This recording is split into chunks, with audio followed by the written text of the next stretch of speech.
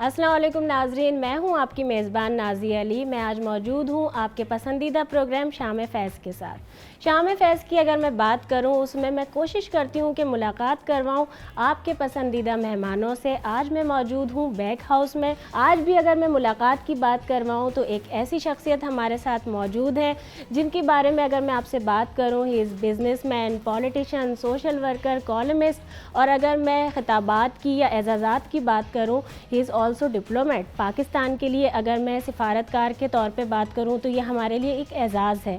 साथ में ही तमगा इम्तियाज़ से उनको नवाजा गया है। जी, मेरे साथ मौजूद हैं डॉक्टर मिर्ज़ा इख्तियार बेग साहब। अगर मैं उनके आपसे जब मैंने तारुफ़ करवाया, उनके बारे में इतना कुछ बताया कि सियासी तौर पर भी खासा एक्टिव होते हैं, पाकिस्तान पीपल्स पार्टी से उनका ताल्लुक़ है, कॉलम्स भी लिख रहे होते हैं, लेकिन उनकी अगर ज़ात और ज़िंदगी के बारे में बात की जाए तो बहुत कम लोग जानते हैं। He is very humble person और बहुत ज़्यादा डाउन टू अर्थ हैं। हमेशा जब जहाँ जिसे भी मिलते हैं बहुत अच्छी तरह मिलते हैं।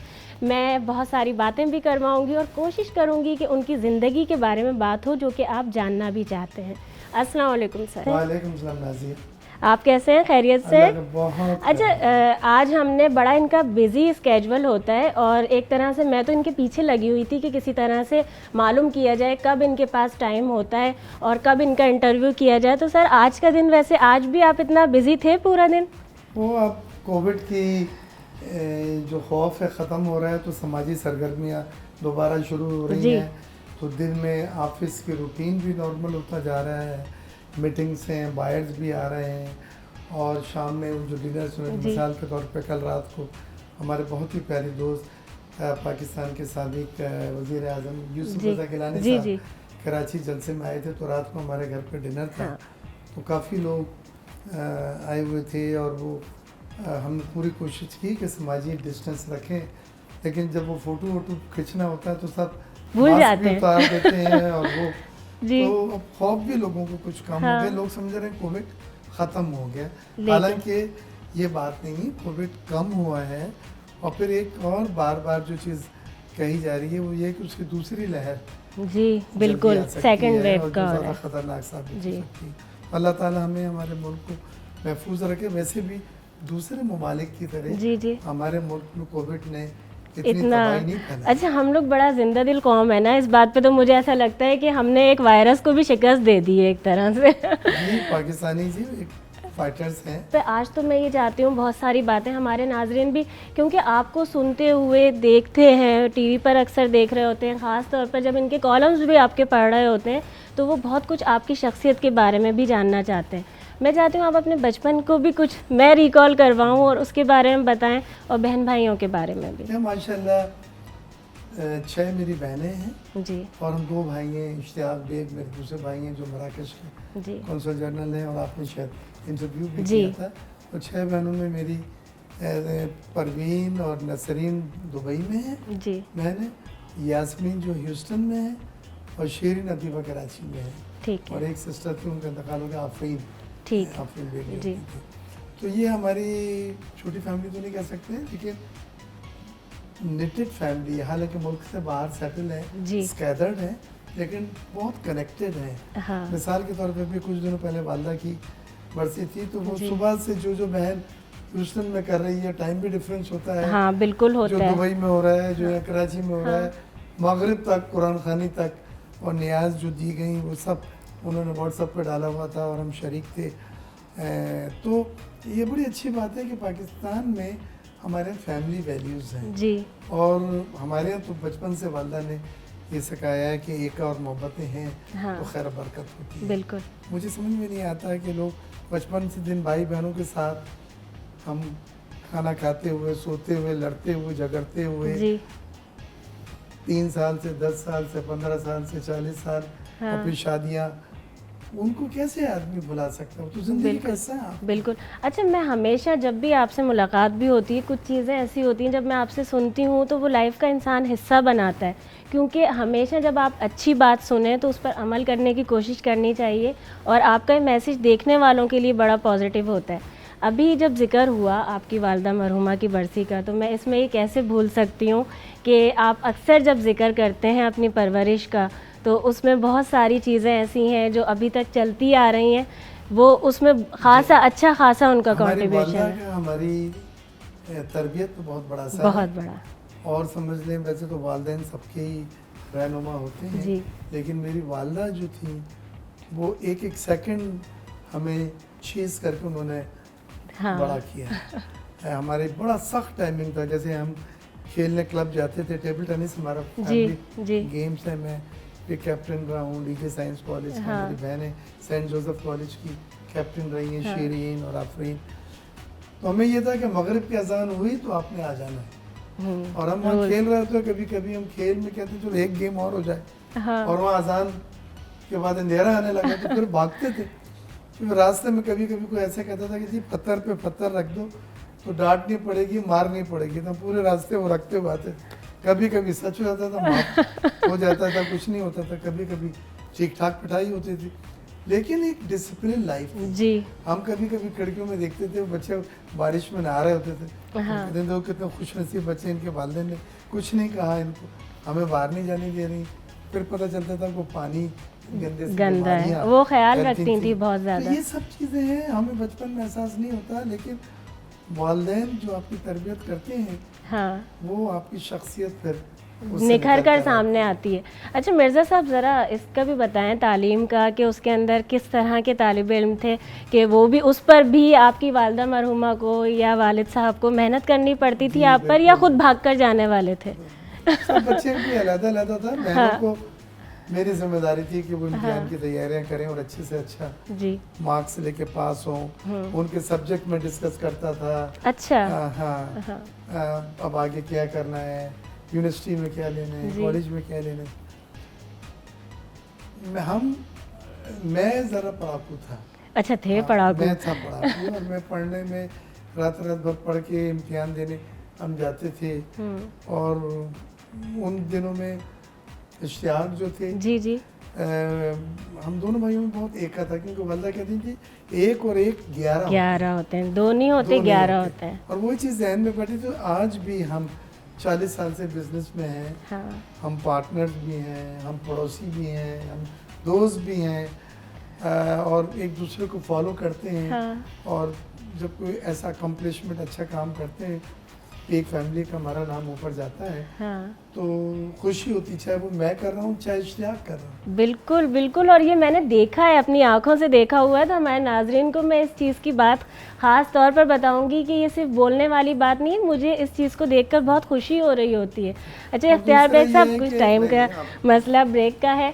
नाज़रीन, बहुत मज़े मज़े की बातें हो रही हैं। अभी ब्रेक से वापस आते हैं और बातें करते हैं। हमारे साथ मिर्ज़ा इख्तियार बेग साहब मौजूद हैं, कहीं मत जाइएगा, देखते रहिए शाम फैज़। अभी वापस आते हैं एक छोटे से ब्रेक के बाद।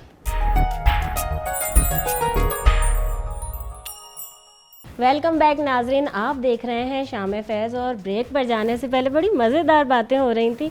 मैं तो ये चाहूँगी कि वही सिलसिला आगे बढ़ाया जाए, और ज़रा पढ़ाकू होने का जो बताया जा रहा था मिर्ज़ा साहब से, वो भी तो पूछें।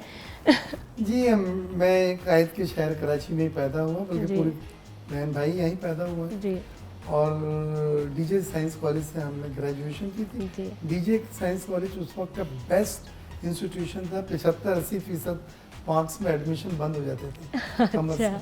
तो वो करके फिर हमने MBA किया, DBA किया, डॉक्टरेट इन बिजनेस जी, एडमिनिस्ट्रेशन, और पढ़ने का बहुत शौक था। हाँ। और वालिदैन ने भी महदूद वसाइल होने के बावजूद अच्छी से अच्छी तालीम मुल्क में, मुल्क के बाहर अच्छा। उन्होंने कराई। उनका ये कहना था कि ये जो जेवर हम तालीम का आपको दे सकते हैं, इससे फिर आप दुनिया में कहीं पे भी जा सकते हैं। बिल्कुल। लेकिन सर कुछ मैं बिजनेस के बारे में बताता बताएं ना, अगर मैं बैग ग्रुप की बात करूं कि वो किस तरह से, वही यानी बतलाने जा बिल्कुल रहा जो हूं। ये आइडिया तो आया कैसे हुआ? बैंकर जब मैं था तो मैं अक्सर सोचता था कि यार मैं अपना दिमाग दूसरों के लिए बेच रहा हूँ। इश्तियाक से दिन कहा कि यार हम अपने पैसे से अपना बिजनेस शुरू करेंगे।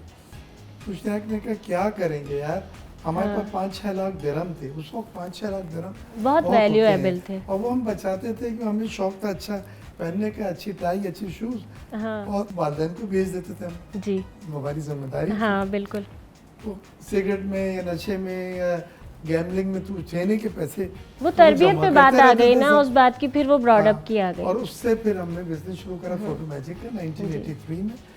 ये photo magic international chain of Kodak express जी, जी, आउटलेट बिल्कुल। थी। हाँ जो 40 मिनट में फोटो धो के दे देती थी। हाँ उससे पहले एक महीने में फोटो आप लंदन भेजते थे, वहाँ से धुल के आते थे। हाँ कलर हाँ फिल्मों की बात बिल्कुल बिल्कुल। और माशाल्लाह फोटो मैजिक ने इतनी तरक्की कामयाबी करी। आज 25 शोरूम्स हैं तमाम शॉपिंग मॉल्स में।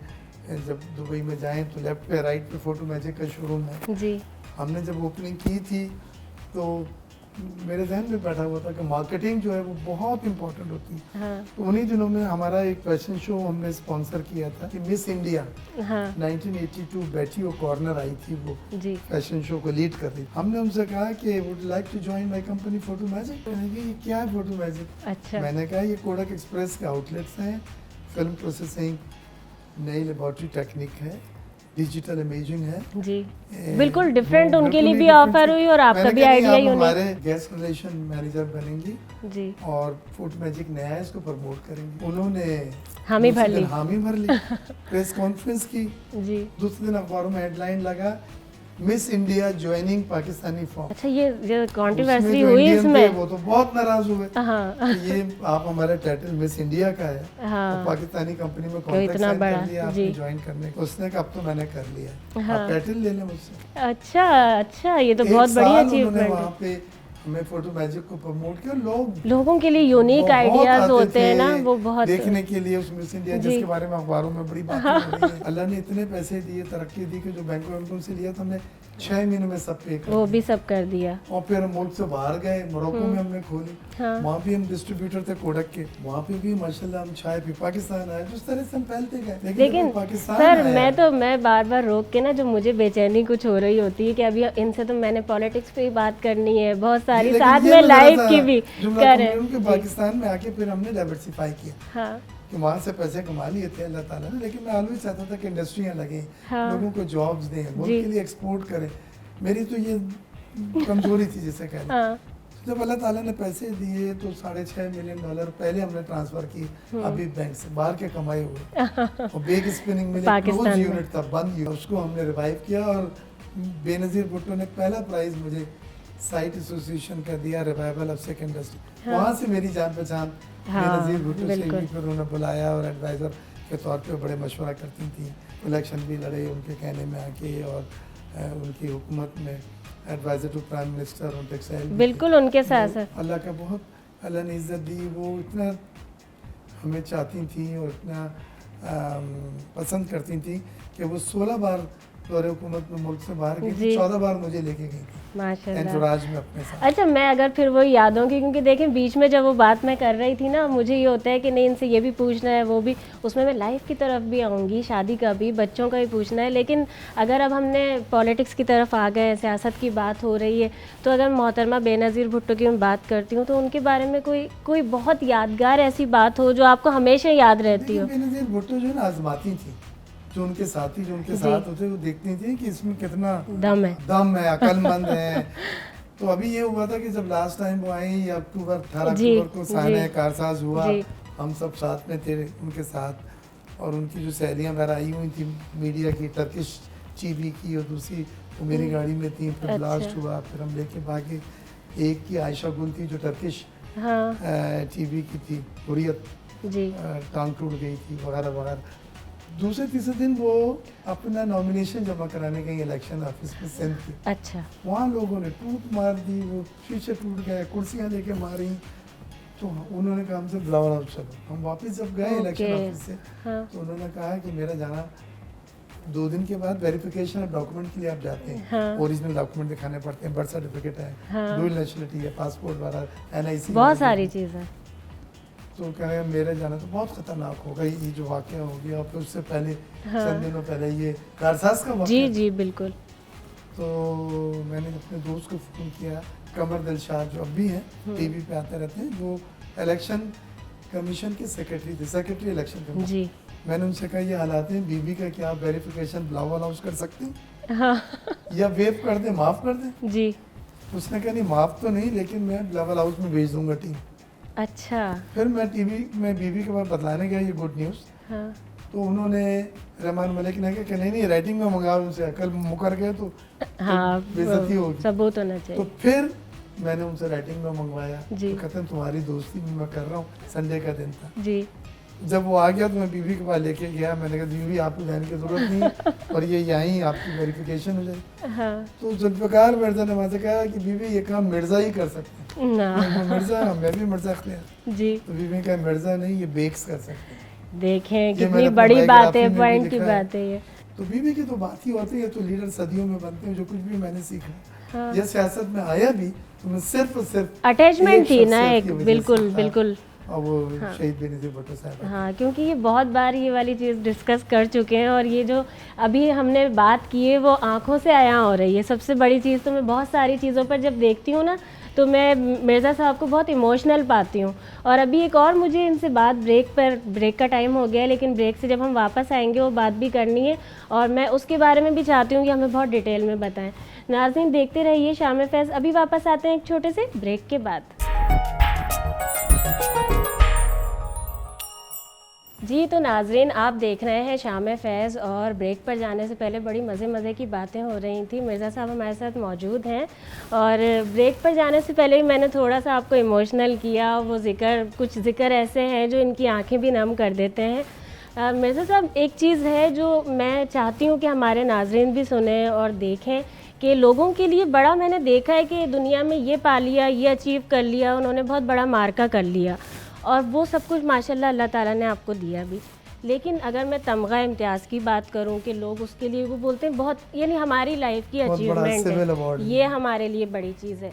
लेकिन अगर मैं आपके लिए पूछूं कि आपको क्या लगता है कि कौन सी ऐसी एक चीज़ है कि जो तमगा इम्तियाज़ से भी ज़्यादा बढ़कर आपके लिए हुई, वो कौन सा ऐसा एजाज़, कौन सी ऐसा वक्त, कौन सा ऐसा पल है जो आप हमारे नाजरीन और हमारे साथ शेयर करना चाहेंगे? देखिए लाइफ में सक्सेस के मुख्तलिफ लोगों की सोच जी, है। जी।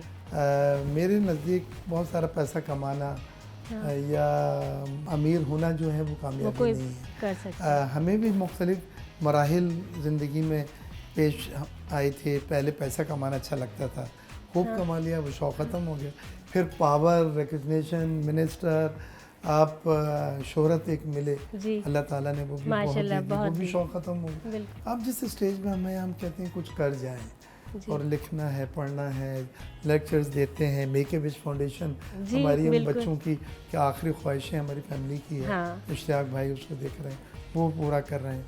तो मैं कामयाबी का जो पैमाना मेरे नज़दीक ये सब चीज़ें नहीं हैं। मैं अल्लाह ताला का शुक्रगुज़ार हूँ कि उसने मुझे एक ऐसी नेमत दी जो मैं समझता हूँ सबसे कीमती और सबसे अनमोल। वो ये थी कि मैं वालदा को कोई 13-14 सालों से उम्रा कराता था। तो मैं अभी एक बार उम्रे पे गया होता वालदा को लेके, तो हमें तवाफ़ करते करते मैं अम्मी का हाथ पकड़ के कराता था, जी। रोक दिया और वो कहने लगे कि जी अभी रुक जाए अरबी में। फिर देखा वहाँ का सऊदी किंग आए और बादशाह और एम्बेसडर और अंदर गए और मैंने पूछा ये क्या हो गया? कहते हैं गुस्ल काबा हो रहा है। माशाल्लाह। तो मैंने ऐसी वालदा से कहा कि मेरी भी बड़ी ख्वाहिश है कि मैं कभी खाने काबा को अंदर से देखूं, हाँ। या गुस्ल काबा में मैं हिस्सा ले सकूं। बिल्कुल साथ साथ। तो हंसने लगी, वापस आ गए। मुझे भूल भी गया सच। अच्छा। लेकिन 2 साल के बाद सऊदी कौंसल जनरल का फ़ोन आया, बेग साहब अपना पासपोर्ट जल्दी भिजवाएं। तो इश्तियाक साहब का, आप यमन के कौंसल जनरल हैं, जी मुस्लिम मुल्क, बिल्कुल बिल्कुल और मराकश के इश्तियाक भाई हैं, मुस्लिम हाँ। मुल्क के, 2 को चुना हमने। बिल्कुल और ये रॉयल गेस्ट आप होंगे, यानी खास तौर शाही पे बतौर मेहमान। खास। बिल्कुल बिल्कुल। तो मैंने कहा क्या? कहते हैं गुस्ल काबा में शिरकत। मैं तो भागा हुआ अम्मी के पास गया, कि दुआ पैर लग पकड़ गई के कि उनकी हमें उसी तो वक्त। पता ही नहीं, माँ की दुआ में इतनी ताकत बिल्कुल, कि हमारे बेशक। मुंह से ऐसे ही निकला और हम भूल भी गए। और वो रात को ताज्जुद पे उठ के फिर बेटी की खुशी के लिए एजाज़ बहुत मिल जाए। ज़बरदस्त। बहरहाल हम गए वहाँ पे और रेड कारपेट था, उस पे जैसे बादशाहों को लेके जाते हैं, जी हजर अस्वद पे मैंने सर रख के दुआएं की।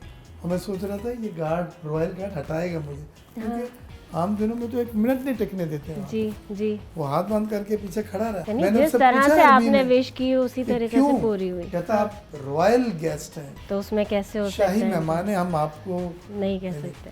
तो फिर हम खाने काबा में गए, वहाँ हजूर के बर्तन लटके हुए थे, एक सीढ़ी ऊपर जा रही थी, नीचे नमाज पड़ी थी, ऊद जल रहा था, उसकी खुशबू माशाल्लाह। ऊद की बहुत अच्छी लग रही थी, सुभान हल्की अल्लाह। हल्की लाइट थी। जी तो मैं वही नमाज पे गिर के दुआएं करने लगा।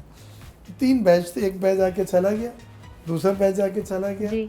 तीसरा बैच भी आके जब जाने लगा तो उन्होंने मुझे जगाया। अच्छा, मैं इतनी सारी दुआएं लिख के लेके गया था, जैसे बहनों की, पाकिस्तान के लिए, और बिजनेस कहा के भी लिए, जाता है, वो कुछ ने सब तो भूल आपसे गया। कहा भी होगा ना, कुछ ने कि वो जा रहे एक भी नहीं आती।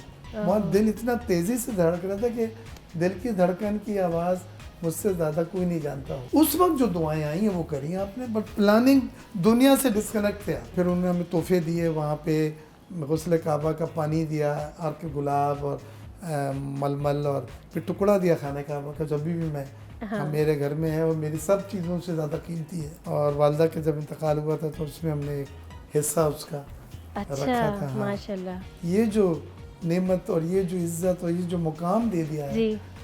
ये 10 बादशाहों को भी नसीब नहीं होता। पर मेक अ विश फाउंडेशन की मैं बात करूं कि जो वो बच्चे जिनके पास आगे हमें मालूम है उनकी देखिए, आप ज़िंदगी उनकी इतनी नहीं जिंदगी है, तो नहीं बढ़ा सकते, नहीं बढ़ा सकते। लेकिन उनकी जो भी जिंदगी बची है उसमें खुशियां भर सकते हैं। जी, इतना किया और जा ये सकता मुझे बड़ी खुशी और इश्तियाक को है। कि जो बच्चे इस दुनिया से गए हैं हाँ। वो दिल में हसरत नहीं लेके उनकी आखिरी तमन्ना आपने हमने पूरी की है, बहुत बड़ी करी नहीं तो की उसने ही है, जी बिल्कुल, वसीला लेकिन हिस्सा हम हिस्सा बन गए, डाला है ना। वसीला हम बन गए। हाँ। तो मैं ये समझता हूँ कि ये ज़िंदगी में जो फ़लसफ़ा हयात समझ जाए जी, वो कामयाब इंसान है। लेकिन ज़िंदगी का फ़लसफ़ा हयात फ़लसफ़ा। में थोड़ा तो मैं इंटरप्ट करके देखे ना, अभी इतनी सारी हमने बातें कर ली, उसमें आपकी शादी का तस्करा नहीं हुआ। हाँ, शादी मैं- मेरी ये हुई थी कि जब मिस इंडिया आई और 1 साल उन्होंने हमारे लिए काम किया, जी। और फिर वो हम खाना भी खाते थे उनके साथ हाँ। और ड्रॉप भी करते थे उनको। हाँ। तो बहनों ने अम्मी को इत्तला दी कि अब भाई गए हाथ से, अच्छा। और वो है भी नहीं मुस्लिम, तो अम्मी को तो बस वहाँ से फिक्र शुरू हो गई कि ये गैर मुस्लिम से शादी हो जाएगी, हाँ। और वो भी मिस इंडिया, सबसे खूबसूरत तरीन। जी। तो मैं यहाँ आया तो फिर अम्मी ने अच्छा, मैं तो आपसे सवाल यही करती कि लव मैरिज या अरेंज मैरिज आप बता रहे हैं पहले। बहनों ने की सहेली थी, वो अच्छा। साथ पढ़ते थे ये लोग, और मैं अम्मी को ना नहीं कर सकता हूँ कभी ज़िंदगी में। हाँ। तो फिर इस तरह से, लेकिन मैं समझता हूँ द बेस्ट डिसीजन उन्होंने किया, क्योंकि जी। नौरीन का बहुत कंट्रीब्यूशन है मेरी इस कामयाबी में। हाँ। हम हर रोज़ 6-6 जगह जाते हैं शाम में, अच्छा, माशाल्लाह। तो डिप्लोमेटिक फंक्शन को, पॉलिटिकल फंक्शन को, डेलीगेशन आ रहा है अच्छा, तो वो presidential सारे का, सारे और गेट जहाँ टुगेदर्स में misses साथ हैं तो होती साथ हैं। जा रही हैं। कभी ड्रेस बदलना पड़ता तो टाइम नहीं मिल पाता। हाँ। फिर घरों पे भी लोग आते हैं, जैसे कल रात को था। हाँ बिल्कुल, और उन्हें मुझे भी तो पता ही वार्म नहीं था, वेलकम किया जाता हमारा है। कुक जो है वो 2 दिन पहले छुट्टी लेके गया हुआ था, जी। तो मैंने तो इनवाइट कर लिया सबको, हाँ। शौक से। 40 अच्छा, ये आदमी आ सारी गए। चीजें। लेकिन बाद में पता चला कि यहाँ तो मामला ही कुछ उल्टा है, कुक गया she did it। तो कहने का मेरा मकसद है कि वो ख्वातीन वालिदैन जो सेलेक्ट करती हैं, हाँ, मैं अच्छे समझता हूँ फैसले उसमें होते हैं, अच्छे तजर्बे फैसले के साथ होते हैं। होते हैं ना। हाँ। अब आपसे पूछूंगी या कहूंगी नहीं, जिस तरह आपकी तरबियत में हर चीज़ एजुकेशन की ख़ास तौर पे शामिल थी, वो औलाद के साथ है, लेकिन अगर मैं पॉलिटिक्स की बात करूं और आपकी औलाद को किसी को क्या ख्वाहिश है या शौक़ अगर हुआ, जाहिर किया उन्होंने, तो क्या आप उनको इजाज़त देंगे? बच्चे जो है ना आजकल की सियासत को कि यूँ पकड़ लिया, दरवाजा तोड़ के बाल पकड़ के घसीट तो अंदर कर दिया। ये बच्चे बाहर से पढ़कर आए हैं। सब ने अमेरिका में, क्लिवलैंड में, मीगल यूनिवर्सिटी में, मॉन्ट्रियल में पढ़ के मास्टर्स किया। जब इनकी तालीम ख़त्म हुई तो मैंने फ़ोन किया डरते हुए, अच्छा। और आवाज़ माइक ऑन था, वाइफ मेरे साथ बैठी थी, तो मैंने, बेटा क्या प्रोग्राम है? आपका कन्वोकेशन है, हम आ रहे हैं उसको अटेंड करने के लिए। ठीक है। ग्रेजुएशन सेरेमनी जो आप कन्वोकेशन की बात की सीट करा रहे हैं, साथ चलेंगे। अच्छा, हाँ, और पाकिस्तान में ही जो कुछ है, आपको भी सेल्फ मेड थे, आपने भी जीरो का सफर माशाल्लाह। शुरू किया था। तो ये देखें, फिर दुआएं तो काम आ रही हैं हम हर भी जीरो चीज़ से में। करेंगे। आपकी दुआएं और तालीम आपने हमें जी। हार्वर्ड जैसे इदारे में उसी दी, जो जेवर से। ड्रीम होता है दुनिया का, जेवर से आरास्ता तो किया। सब आए, तीनों आए और यहीं पे हैं, और they are very proud of. लेकिन पॉलिटिक्स से ज़रा सा घबराते हैं, क्योंकि हमारी पॉलिटिक्स बड़ी रूथलेस है। ये हमारी थिंकिंग, सोच की बात आ गई। सबसे बड़ी चीज़ कि ये ब्रॉडअप के ऊपर आ गया। सर, प्रोग्राम का टाइम हमारा कम है, इख्तिताम की तरफ हम बढ़ रहे हैं। मैं चाहूँगी आप कोई मैसेज देना चाहें अगर हमारे नाजरीन को भी, और ख़ास तौर पे हमारे प्रोग्राम और चैनल के लिए। देखिए, पहली चीज़ तो ये है कि ये मुल्क जो है बड़ी कुर्बानियों से हमने हासिल किया है, जी। और बाबा कौम ने जो ख्वाब देखा था, जी। अब तक तो हम पूरा नहीं कर सके उसको, हम शायद नाकाम रहे हैं। लेकिन ये नई जनरेशन जो है, आप लोग हैं, थैंक यू। आपकी जिम्मेदारी है कि बाबा कौम का वो ख्वाब जी। जिस मुल्क के लिए देखा था उसको तकमील करें। और पता नहीं किस तरह से ये जब कराची में हड़तालें होती थी और हमारे मिल बंद करा दिए जाते थे, तो हमारे बहुत साथी छोड़ के कोई दुबई चले गए, कोई बांग्लादेश चले गए, हाँ। कोई, तो मैं उनसे एक जुमला कहता था, और मैं जुमला ये कहता था, जब माँ बीमार हो हाँ तो उसको छोड़ के नहीं जाती। तो मैं माँ, धरती माँ होती है, बिल्कुल। अगर ये परेशानी में है, मुश्किलात में, तो उसको छोड़ के नहीं जा सकते हम, हाँ बल्कि से तो हमने और गले लगाना है। तकलीफ खिदमत में ही तो करनी गले है। लगाना है, यही हाँ। तो बात है। आपके चैनल ने कम वक्त में एक बड़ा अच्छा नाम कमाया, जी और टीवी के चैनलों में मुनफरिद होना हाँ आसान नहीं है, बिल्कुल। क्योंकि वो रेटिंग के चक्कर में एक ही अंदाज सब फॉलो करते हैं, लेकिन हाँ। आपने मुनफरिद हुई है, बहुत आप एक शुक्रिया। नए आईडी के साथ आगे आई हैं और उसको पसंद किया जा रहा है। और बहुत यही वजह है शुक्रिया। आज यहाँ बैठा जी हूँ, जी जी बिल्कुल। और अच्छे लोगों ने आपके साथ इंटरव्यूज़ किए। फिर 7 बजे जो टीवी का चैनल शुरू होता है, 11 बजे तक, 12 बजे तक पाकिस्तान ख़त्म हो गया। हाँ फिर सुबह मस्त पाकिस्तान मॉर्निंग शो शुरू होता है। जी बड़ी ये तो बेहतरीन। बड़ी- ये तो हमारे साथ में हमें चैनल के लिए बड़ी ये एडवाइजेस मिल तजाद गए। है ना। तो पाकिस्तान में आप ये जो मुस्बत पैगामात दे जी। रही हैं, कामयाब स्टोरियां, सक्सेस की डिस्कस कर रही हैं, जी